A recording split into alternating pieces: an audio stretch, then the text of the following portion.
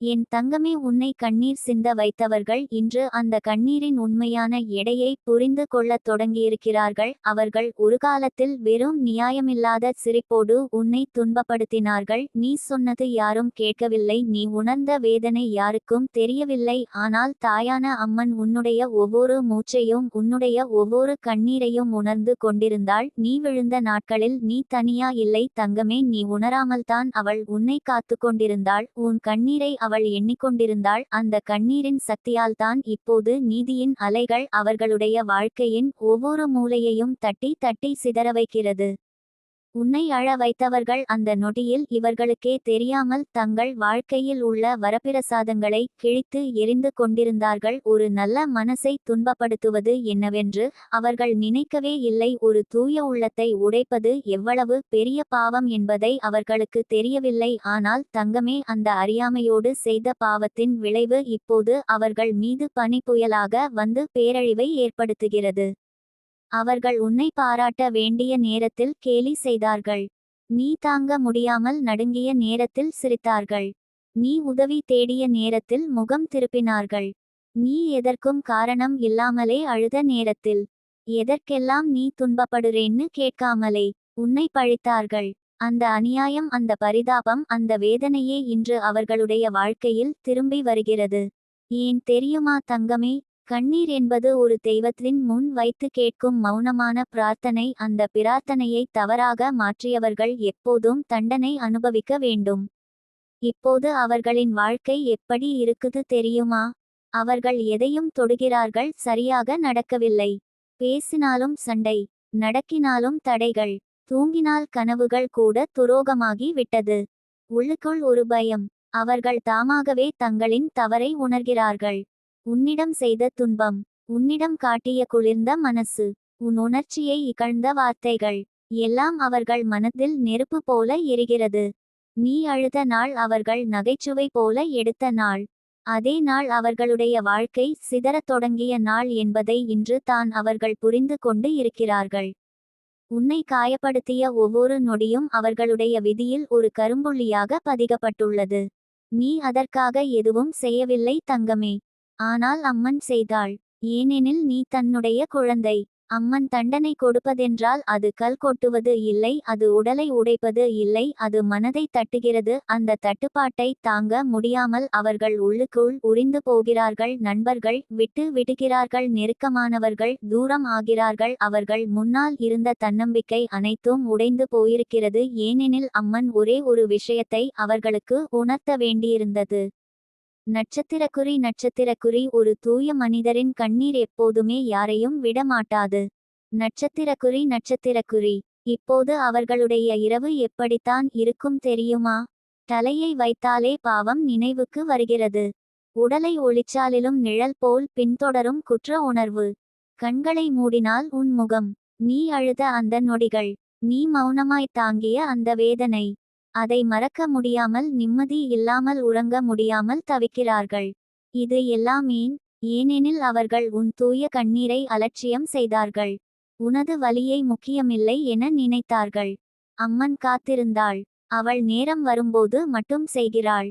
நீதியை தாமதிப்பாள், ஆனால் அது உறுதி. அவர்களுடைய தவறுகள் அவர்களை விழுங்கும் அளவுக்கு பெரிதாகும் வரை அவள் அமைதியாக காத்திருந்தாள்.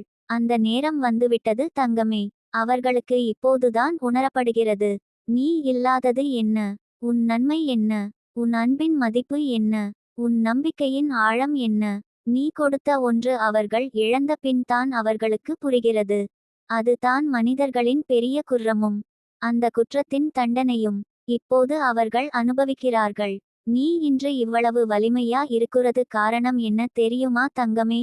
உன் கண்ணீர் உன்னை காயப்படுத்தவில்லை, அது உன்னை வலிமையாக்கினது. உன்னுடைய வாழ்க்கையில் புதிய கதவுகளை திறக்கிறது. உன்னை பாதுகாப்பாக வைத்திருக்கிறது.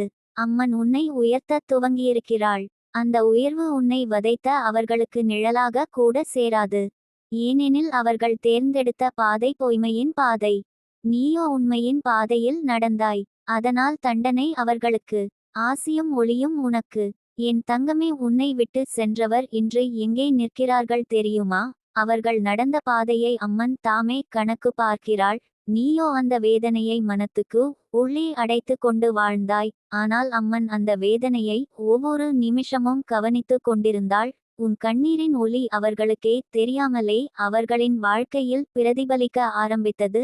அது பழி எடுக்க அல்ல தங்கமே, அது உண்மையை உணர்த்தும் தெய்வீக வழி. உன்னிடம் செய்த தவறுகளின் பாரம் தான் இன்று அவர்கள் தோள்களில் பாறை போல விழுந்திருக்கிறது.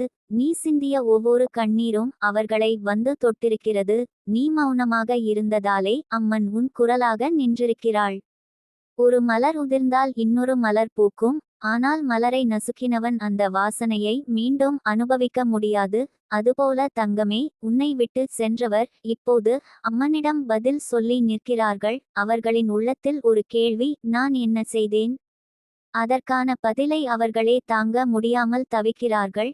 ஏனென்றால் அம்மன் ஒரு மனிதனை தண்டிப்பதில்லை, அவர் செயலைத்தான் அவரிடம் திருப்பி காட்டுவார். அவர்கள் நின்னு போன பாதையை மீண்டும் அவர்களே பார்க்கச் செய்வாள். உன்னை இழந்தது எவ்வளவு பெரிய இழப்பு என்பதை அவர்களே உணரச் செய்வாள்.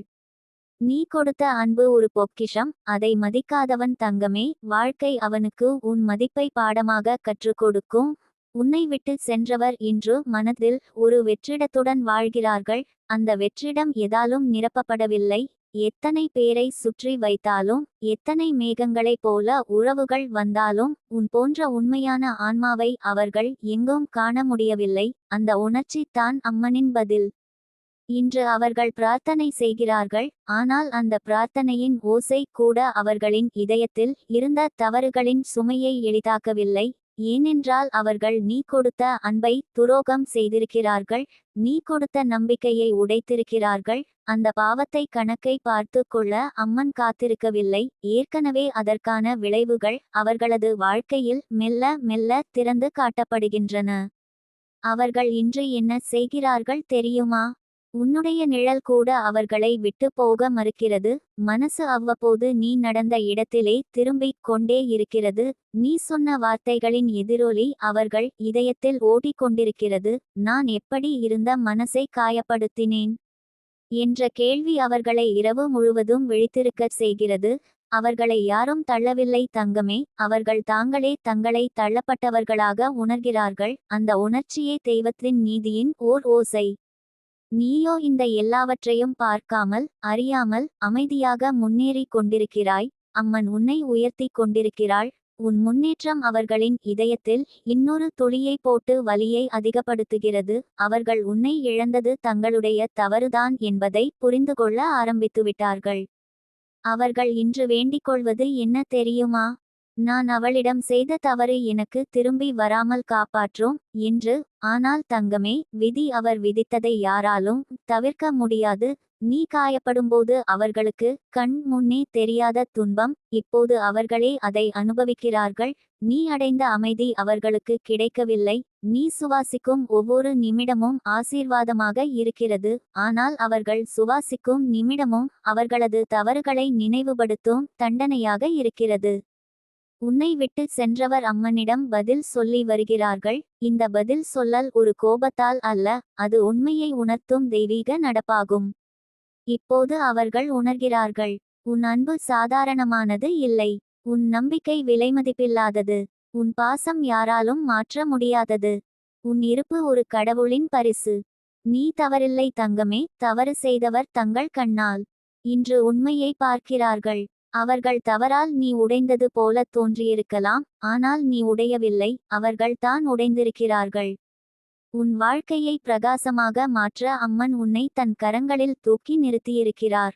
அவர்கள் மட்டும் அந்த ஒளியிலிருந்து விலகிக் கொண்டு இருளில் தங்களுடைய தவறுகளின் நிழலோடு வாழ்கிறார்கள்.